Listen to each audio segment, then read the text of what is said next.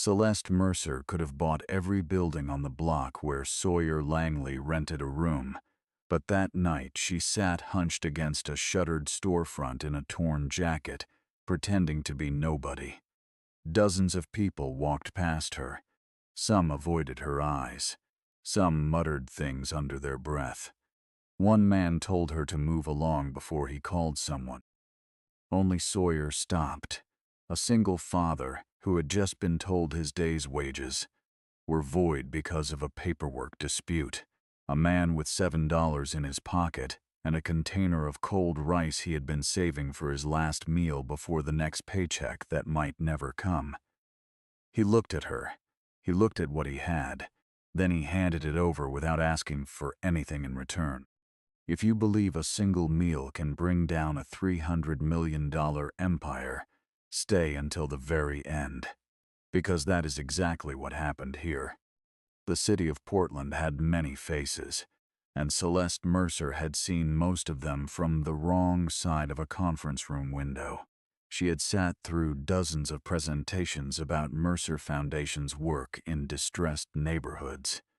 Slideshows full of before and after photographs, charts showing improved community outcomes, quotes from residents who claimed their lives had been changed by the Foundation's generosity. The numbers were always impressive. The language was always warm. And something about all of it had begun, quietly and persistently, to feel wrong. It was not a feeling she could name precisely. It was more like the specific discomfort of reading a letter from someone you love and realizing, halfway through, that none of the details match what you know to be true. So Celeste did something that no one in her position was supposed to do. She stopped trusting the reports and decided to see for herself. She borrowed clothes from a donation bin, a gray fleece with a cracked zipper, jeans with a torn knee, sneakers that were half a size too small. She left her phone, her credit cards, and her name in the glove compartment of a car parked 6 blocks away, and she walked into one of the neighborhoods where Mercer Foundation had recently announced a new community revitalization initiative. The area sat just northwest of the downtown core, a cluster of older, low-rise apartments and small businesses that had somehow survived the city's expanding appetite for redevelopment. She had read in a Foundation summary that the area was being carefully transitioned towards sustainable growth. She wanted to know what that looked like from street level. What it looked like, as it turned out, was a cold sidewalk and no one stopping. For nearly 4 hours, Celeste sat near the corner of a closed, dry cleaning shop whose handwritten sign said it would reopen in spring. A sign that had clearly been there for more than one spring. People moved past her in both directions. A woman in a wool coat pulled her bag closer to her body without breaking stride. 2 teenage boys slowed down just long enough to nudge each other and laugh. A man in a delivery uniform stepped around her like she was a crack in the pavement. One shop owner came out and told her, politely at first and then not, that she was bad for business and needed to find somewhere else to be. Celeste moved without argument. She sat down somewhere else and counted the faces. She had been invisible before, at galas where no one remembered her name, in meetings where her questions went unanswered. But this was a different kind of invisible. This was the kind that made people feel entitled to look through you. She had set out to investigate the Foundation's programs. What she was learning in those first hours was something the programs were never designed to measure: the specific texture of being disregarded. It was colder than she expected, heavier. And it had been going on in this neighborhood, for real people, long before she showed up in borrowed clothes to observe it for a single evening. That thought stayed with her, uncomfortable and insistent, as the sky darkened and the temperature dropped and the street grew quieter. She tucked her knees to her chest and watched the corner where a Mercer Foundation banner, Navy blue with gold lettering, freshly printed, hung above what was supposed to be a community resource center. The lights inside were off. It was 6:45 on a Wednesday evening. It was supposed to be open until 9. Sawyer Langley turned onto that same block at 7:15, moving with the particular exhaustion of a man whose body has absorbed more bad news than it was built to carry in a single day. He was 34 years old, broad-shouldered, with calloused hands and a face that was still honest, despite everything that had tried to make it otherwise. He had spent the morning on a remodeling crew in a building 2 miles east, doing tile work on bathroom floors, the kind of repetitive physical labor he had learned to be good at in the 2 years since the warehouse job disappeared, and he had needed to become someone who could find work in smaller, less predictable pieces. He was good with his hands and reliable, and showed up on time, which were qualities that should have been enough. But at 4 o'clock that afternoon, the contractor had told him the payment was being held because Sawyer's contractor license paperwork had a processing delay, a delay Sawyer had not caused and could not fix before the end of the week. $7. That was what he had. $7 in a worn billfold and a plastic container of leftover rice and black beans that his daughter, Mia, had packed for him that morning before she left for school. She was 9 years old and already understood, in the way children of careful parents understand things, that packing extra was a form of love. Sawyer had meant to eat it at lunch, but a part of him had been saving it, the way you save the last of something, when you are not sure when the next supply is coming. Now it sat in his jacket pocket as he walked, and he was calculating, automatically and without drama, because calculation had become its own kind of habit, how he was going to get through the next 4 days, until the licensing issue resolved and he could collect what he was owed. He passed the dry cleaning shop with the old spring sign. He passed the Mercer Foundation banner above the dark windows, and then he saw Celeste. She was sitting against the wall of a building, knees pulled up, arms wrapped around herself. Her jacket was inadequate for the temperature. Her shoes were wrong. She was not performing distress. She was simply sitting there, still and quiet, the way people sit when they have stopped expecting anything from the moment they are in. Sawyer slowed down. He was not the kind of man who stopped for strangers by default. The city had taught him caution the same way it had taught everyone else. But he had a daughter at home who packed his lunch in the morning, and something about the way this woman was sitting reminded him, sharply and without warning, of a version of a future he spent every day trying to prevent. He stopped. He asked if she was all right.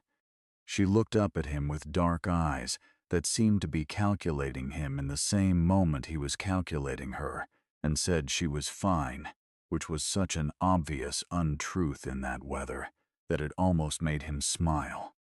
He asked if she had eaten. She said she was okay. He took the container out of his jacket pocket and held it out to her. She looked at it for a moment and then at him, and she said he didn't have to do that. He said he knew he didn't have to.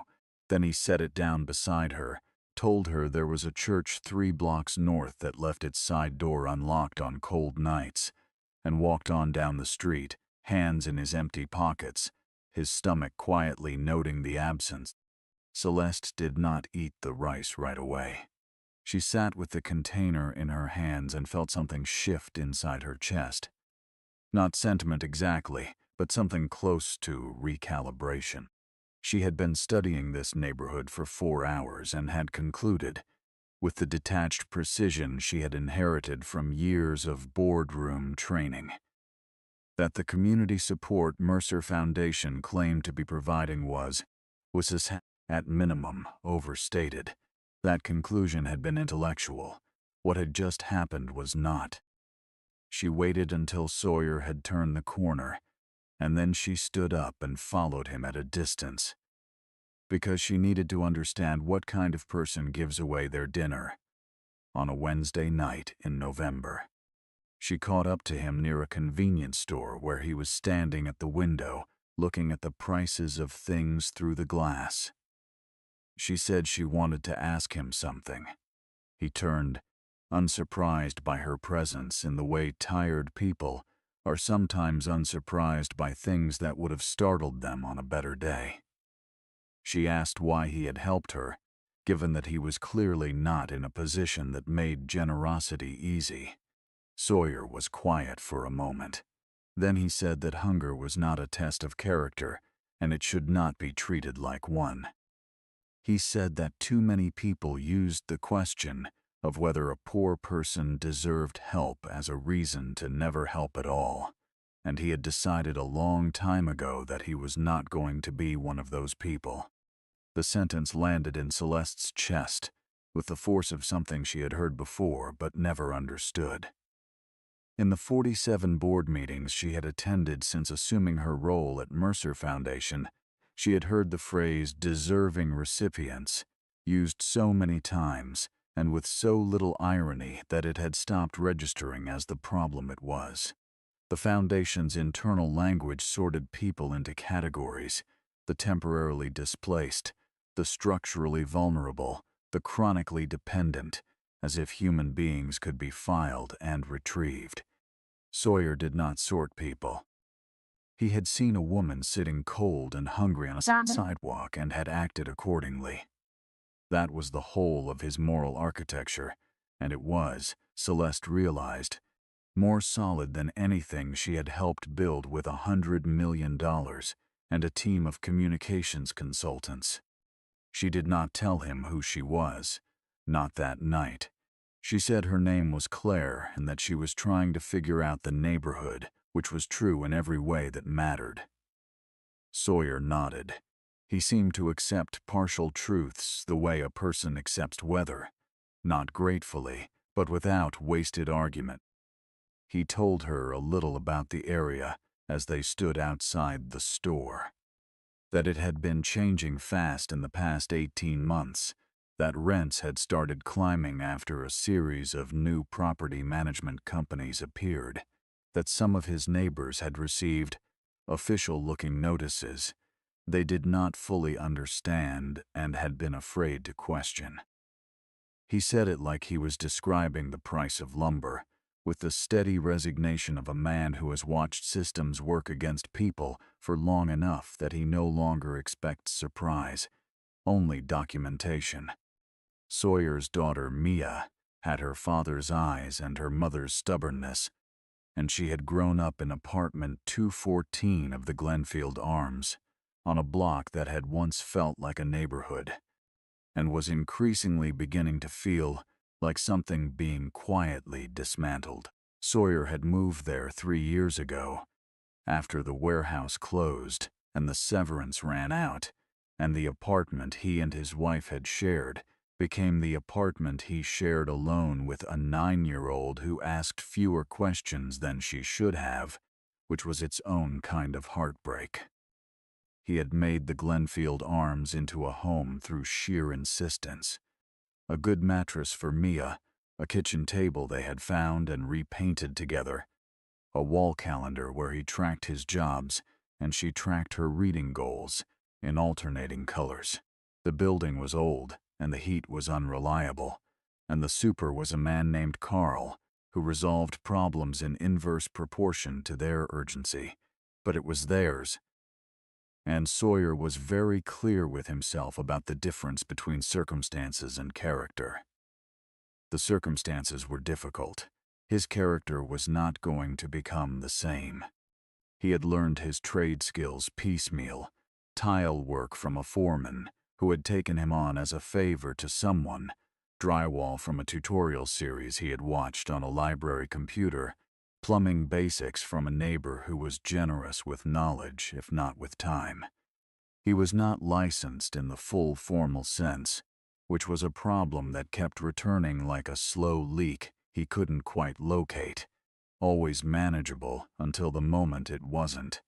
He had applied for the proper certification twice. Both times the process had stalled in administrative delays he could not afford to follow up on during working hours, because working hours were when he was working. The system was not designed, he had concluded, for people who could not afford to stop doing the thing they needed the system to certify them to do.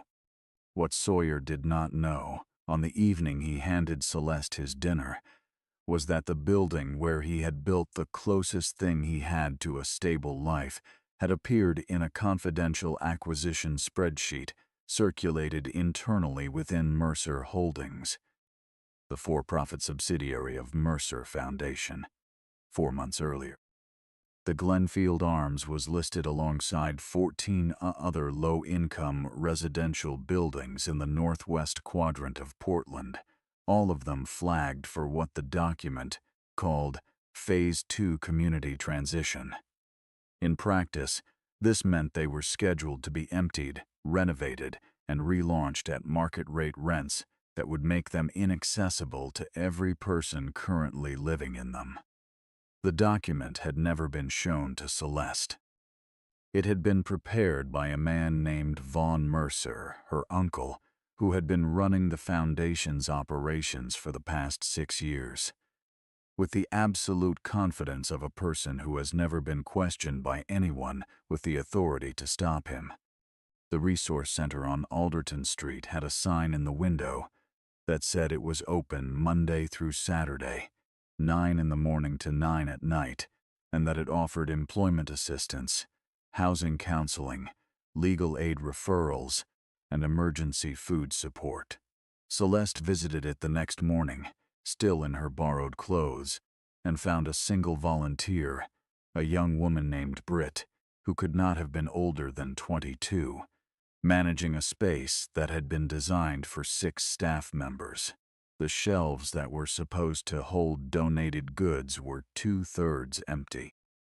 The computer terminal for job searches had a handwritten out-of-order sign on it.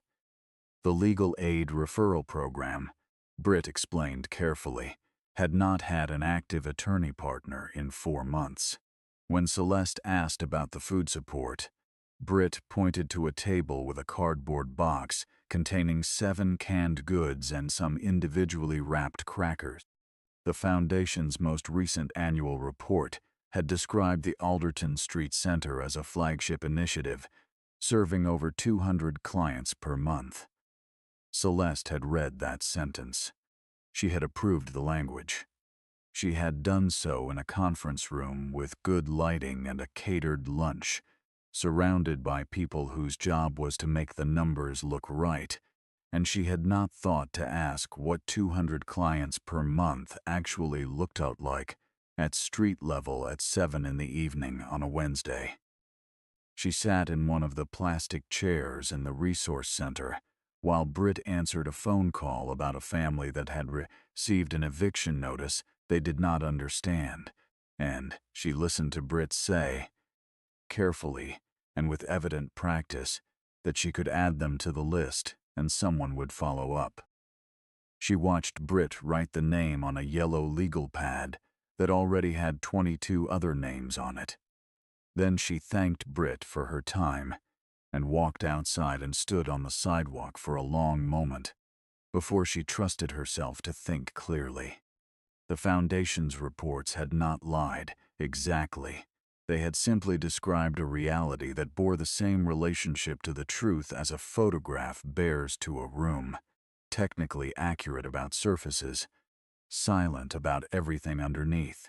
The center existed, clients did come, numbers were logged.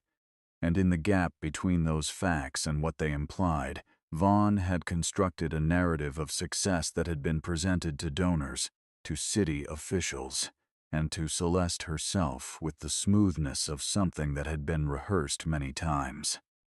She began to understand that what she had been reading for 3 years was not a report on the Foundation's work. It was a stage set, maintained at modest cost, standing in for a program that had been quietly redirected toward a purpose the Foundation's charter had never intended. She walked back toward the Glenfield Arms. She needed to speak to Sawyer Langley again. She needed to understand the gap between what was being documented and what was actually happening to actual people, and she had a feeling, grounded and specific, not merely instinctual, that he was standing at the center of it. Vaughn Mercer was 61 years old and had the manner of a man who had never been in a room where he was not, by his own estimation, the most important person present. He had come to Mercer Foundation 6 years ago following the death of Celeste's father, Robert, who had founded both the foundation and the holding company with the stated conviction that commerce and conscience were not in opposition, that a family business could generate wealth and also protect the communities that made that wealth possible. Robert had written those convictions into the foundation's founding documents with the specificity of a man who did not entirely trust the people who would come after him. Vaughn had read those documents carefully in the weeks after Robert's death and had decided that what they contained were aspirations, not constraints, and that aspirations were, by their nature, subject to interpretation. The deal he was finalizing was with a real estate investment group out of Chicago called Halcyon Capital Partners. The total value was $300 million. Halcyon was acquiring a portfolio of 17 properties across Portland's northwest quadrant. Properties that had been acquired over the previous 4 years using a combination of foundation funds, private investment routed through Mercer Holdings, and grants that had originally been designated for community development. The transaction required, as a condition of closing, documentation proving that the properties had been successfully cleared of existing low-income tenants through what Vaughn's paperwork described as voluntary relocation support. The Mercer Foundation's community programs, the Alderton Street Center, the housing counseling services, the legal aid referrals, had been designed and cited in those documents as evidence of that voluntary support.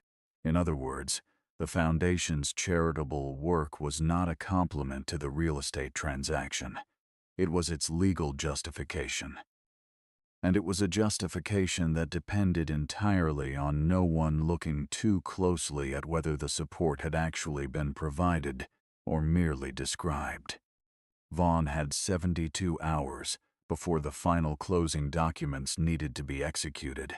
He had received word that morning, through a contact at a local news organization, that a journalist named Whitney Boone had been making calls about Mercer Foundation's financial flows.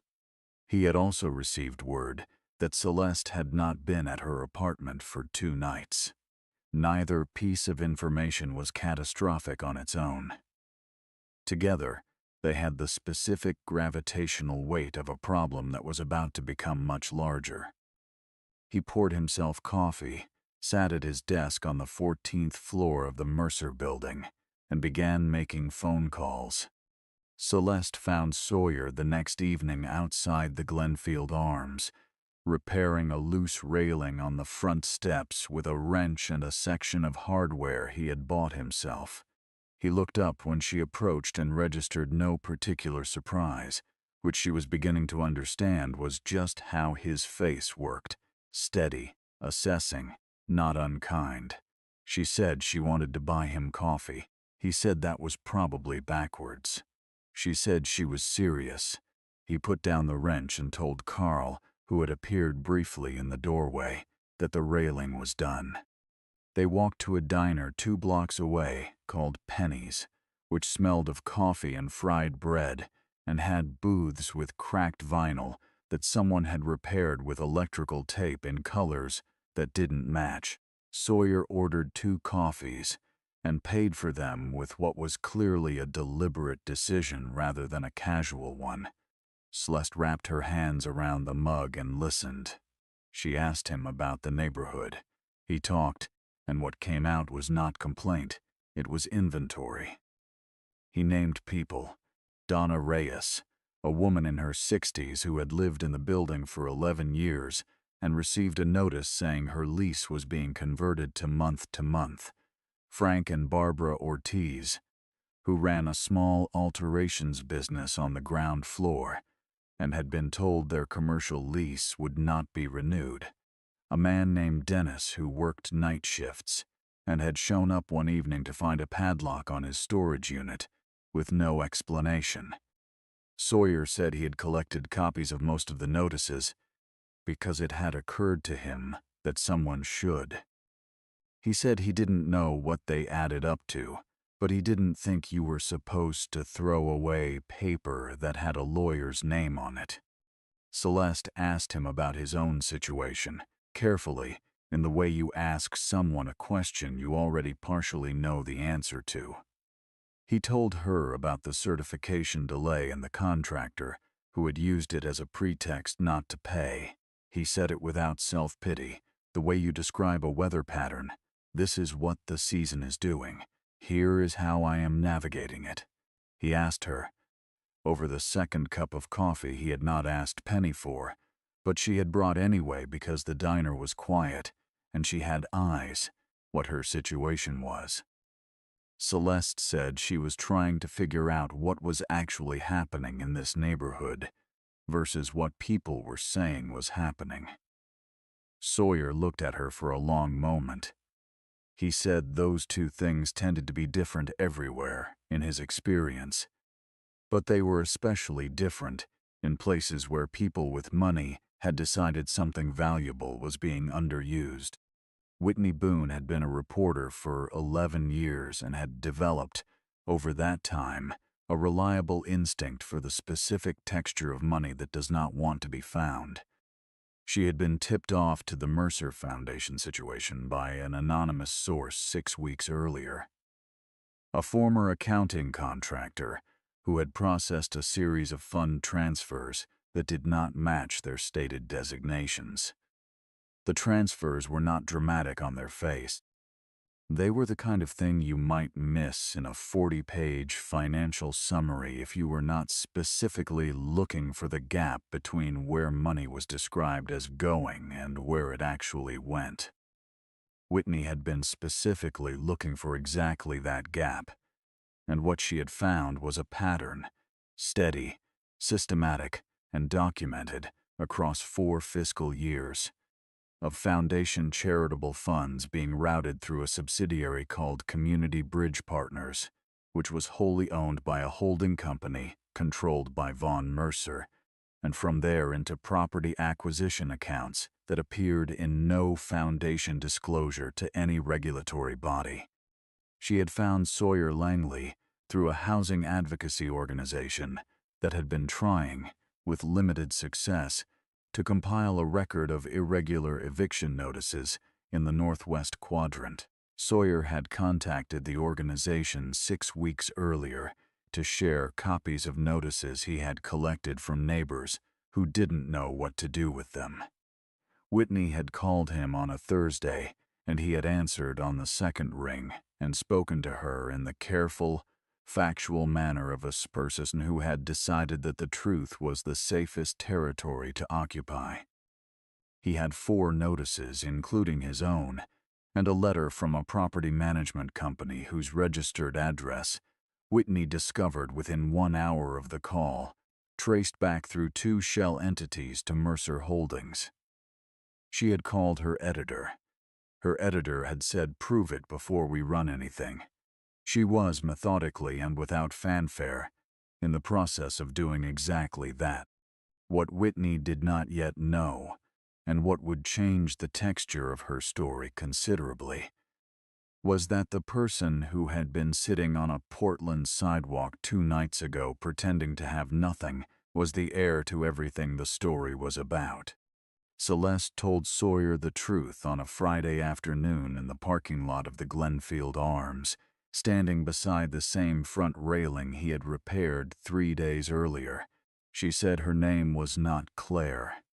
She said her full name was Celeste Mercer, and that Mercer Foundation was her family's organization, and that she had come to this neighborhood in borrowed clothes because she had stopped being able to trust the reports she was receiving about what the foundation was doing with the resources it had been entrusted to manage.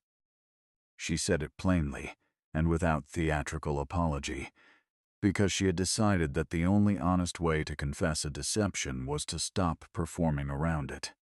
Sawyer did not say anything for a long moment. His expression moved through several things before it settled, and none of them were gentle. He said that he had given her his dinner. He said he had told her about Donna Reyes and Frank and Barbara Ortiz and Dennis and the padlocks and the notices. He said he had assumed, in some basic and apparently naive way, that what he was dealing with was a person. She said she was a person. He said that rich people who dressed up as poor people to test strangers were not dealing with other people. They were collecting them. And there was a difference. And he needed her to understand that difference before she said another word. He was not shouting. His voice was completely level, which was somehow harder to hear than anger. Celeste said he was right. She said she had been wrong to withhold who she was, and that the justification she had given herself, that she needed to see the neighborhood without the filter of her name, did not excuse the specific experience of having been deceived by someone who had the ability to change your circumstances, and chose instead to observe them. She said she had come to tell him the truth because she needed his help, and she was not willing to ask for it under false pretenses. She said that whatever happened next, she wanted it to happen honestly. Sawyer looked at her for a long time. Then he said the notices were in a folder in his apartment and he would go get them. Gideon Hart was 73 years old and had the unhurried precision of a man who had spent 5 decades being the person in the room who knew where the original document was. He had been Robert Mercer's attorney for 21 years, and he had retired 3 years ago, and he had been waiting, with the patient certainty of someone who has read the relevant clause and knows what it says, for the day when someone with the right to ask would come and ask the right question. Celeste arrived at his home office on a Saturday morning with Sawyer beside her, carrying a folder of notices, and she asked Gideon what, exactly, her father's founding documents said about the use of foundation assets in real estate transactions. Gideon went to his filing cabinet, a physical one, 4 drawers, unlocked, because he had decided that the most important documents in his possession were the ones that would become worthless if no one could access them, and he removed a folder that was thicker than the one Celeste had been shown at the time of her father's death. He said that what she had been given at the time of the estate settlement was a summary, and that summaries, in his experience, were only as honest as the person who made them. The full founding document contained a specific clause, written in Robert Mercer's own hand and incorporated into the legal text at his insistence, that prohibited the use of foundation assets to acquire residential properties for the purpose of displacement, market rate conversion, or resale at profit. The clause defined displacement broadly. It included any process, whether direct or through affiliated entities, that resulted in the involuntary departure of existing tenants from foundation-adjacent properties. It also stated that any trustee or officer found to have violated the clause would forfeit their role in the foundation and be subject to full financial review. Gideon had a second document as well. It was a handwritten letter from Robert Mercer, dated 2 years before his death, addressed to no one specific and to whoever needed it. In it, Robert wrote that he had seen something changing in the way Vaughn spoke about the foundation's assets, a gradual drift from the language of stewardship toward the language of leverage, and that he was worried about what would happen when he was no longer there to push back. He wrote that the foundation was not an investment vehicle and was not to be treated as one, and that anyone who read this letter and had the power to say so should say so loudly. Celeste read the letter twice. The second time, she did not read it out loud, which was good, because her voice had stopped working correctly somewhere in the middle of the first paragraph. Sawyer watched her from across the table. He did not say anything because there was nothing to say that the room was not already saying. He put his folder of notices on the table beside Gideon's documents and aligned the corners carefully, the way a person aligns things when they want to demonstrate quietly that what they are bringing is serious. Vaughn Mercer called Celeste on Sunday morning. He said he knew she had been in the neighborhood and that he understood she was concerned, but that her concern, while understandable, was based on an incomplete picture, and he would like the opportunity to show her the complete one. Celeste said she thought she had a fairly complete picture at this point. Vaughn said that she was too close to certain individuals and that this was affecting her judgment. He said that people in difficult situations sometimes looked for benefactors, and that it was important not to confuse genuine distress with strategic distress.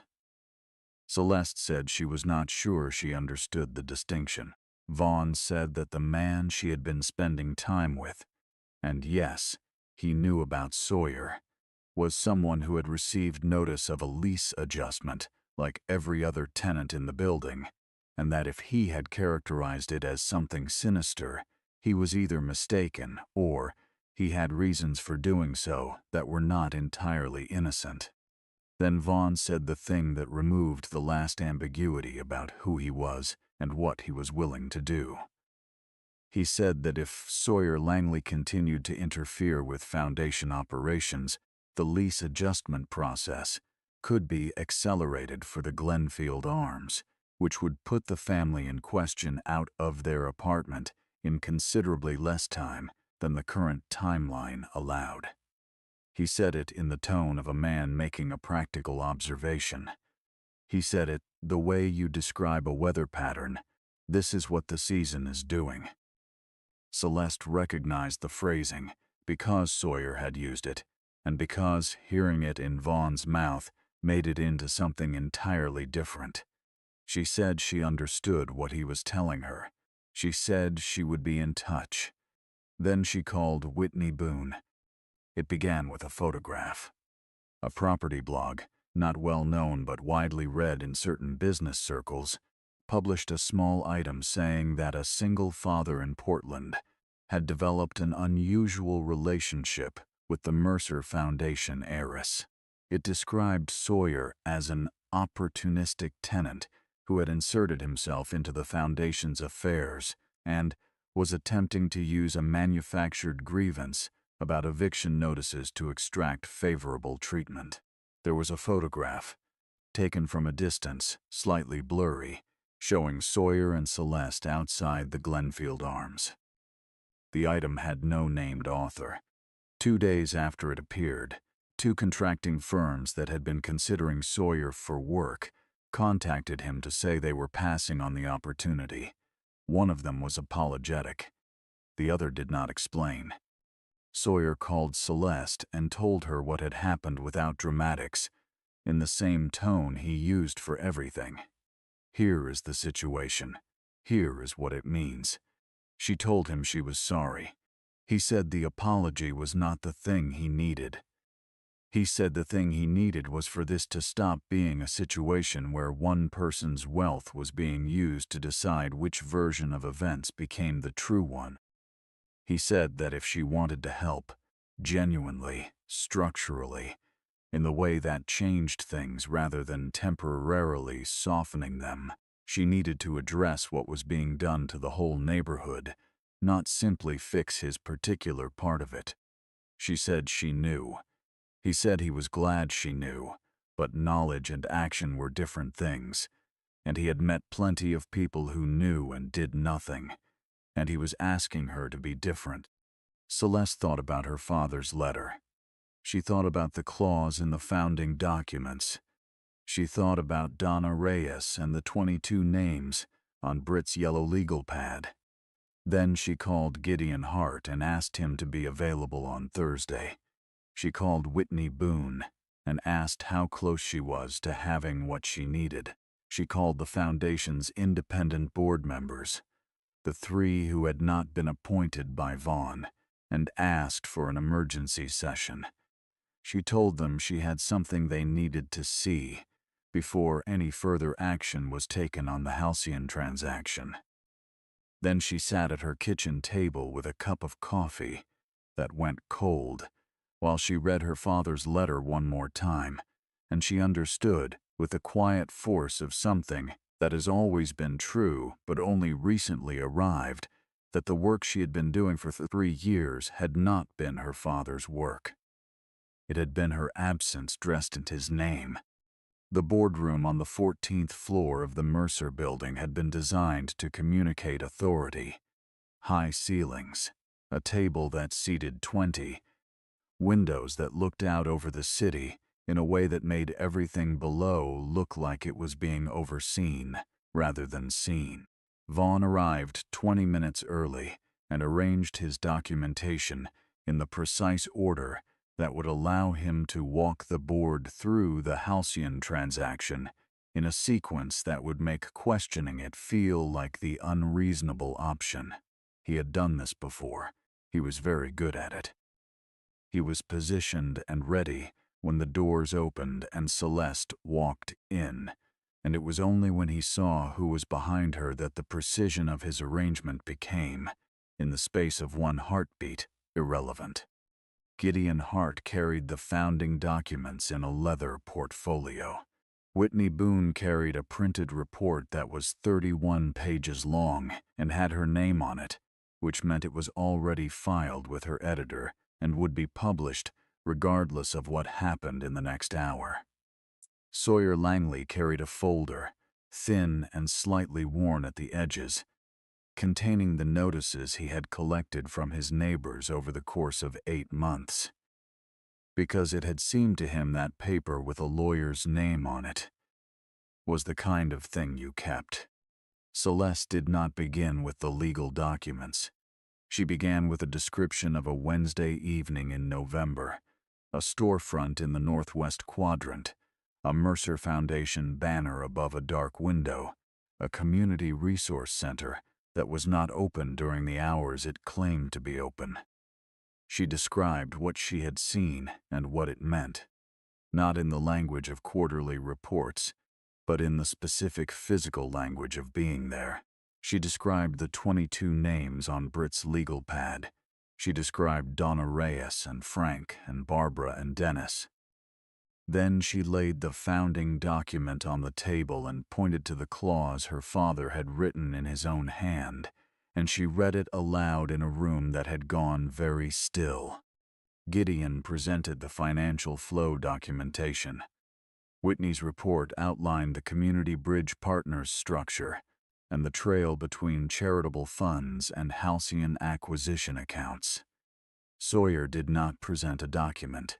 He described, in the same level and factual voice he used for everything, the morning he had found a padlock on his storage unit with no explanation, and the afternoon a contractor had told him his payment was being held, pending a license delay he could not resolve without taking time off from the work he needed to pay for the time it would take to resolve the delay. He described handing his last meal to a stranger on a sidewalk, and the stranger turning out to be the person whose family's name was on the building, where he was afraid he was about to become homeless. He said it without accusation. He said it the way you describe what happened, because what happened was enough. The 3 independent board members voted to suspend the Halcyon transaction, pending a full financial review. They did not look at Vaughn when they voted. The suspension was unanimous. Vaughn said Celeste had destroyed $300 million because she had developed a sentimental attachment to someone she had met while conducting what he called a stunt. He said this with the practiced authority of a man who had spent years being correct by default, which had made it difficult for him to recognize the specific moment when the room had stopped being on his side. He said she was going to regret this when she understood what she had cost the family. Celeste said that if $300 million required the displacement of 200 families from their homes, then the cost had already been paid. It had just been paid by people who had not been invited to the meeting where it was decided. She said she was not certain what her father's foundation was supposed to be, but she was absolutely certain what it was not, and what it was not was a mechanism for using the language of charity to make real estate speculation more legally defensible. The board placed Vaughn on administrative leave pending the investigation. It was phrased in the careful, institutional language these things are always phrased in, pending review, in the interest of governance, without prejudice to ultimate findings. The substance was less careful and more permanent. Vaughn Mercer left the 14th floor of the building that bore his brother's name, and the door closed behind him with the ordinary sound of ordinary doors, which was its own kind of judgment. Celeste stood at the window after he left and looked out at the city in a way that was not oversight. Whitney Boone left to file her story. Gideon Hart put his portfolio away and shook Celeste's hand and said Robert would have done the same thing, which was the most useful thing anyone had said to her in years. Sawyer Langley picked up his folder, tucked it under his arm, and said he needed to get home because Mia had a school project due in the morning. Celeste spent the following 3 months doing something she had not done in the 3 years since she took over the foundation. She read the founding documents as instructions rather than history. She stopped the lease adjustment process on every property in the Northwest Quadrant portfolio. She convened a community advisory process that was not a consultation, meaning it was not a meeting where residents were asked to ratify decisions already made, but a genuine process in which the people most affected by the foundation's work were given actual authority over how it was shaped. She restructured the Alderton Street Center with 6 full-time staff members and a legal aid partnership with a firm that had, for reasons of professional ethics, declined to work with Vaughn's version of the foundation. She also called Sawyer and asked if he would consider joining the Community Advisory Board. She was specific about why, not because his story was useful to her and not because it was good optics, but because the foundation had been making decisions about communities for years without including anyone who had actually lived inside the consequences of those decisions, and that was not a gap she wanted to close with another outside expert. Sawyer said he would think about it. 2 weeks later, he called back and said yes. He said he would want to be able to say things that people did not want to hear, and she said that was precisely why she was asking him. He also accepted a contract, a formal one, with a scope of work and a payment schedule, to manage repair and maintenance work on 3 of the foundation's residential buildings. It was not a gift. It was a job, and it paid fairly, and it used the skills he had spent 2 years building under a system that kept finding reasons to question whether they counted. The paperwork for his contractor certification came through 6 weeks later. He was pretty sure it had come through without intervention.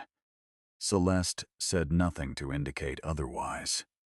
He decided to accept that ambiguity because there were things you let go of when you were trying to move forward, and the source of bureaucratic competence was one of them.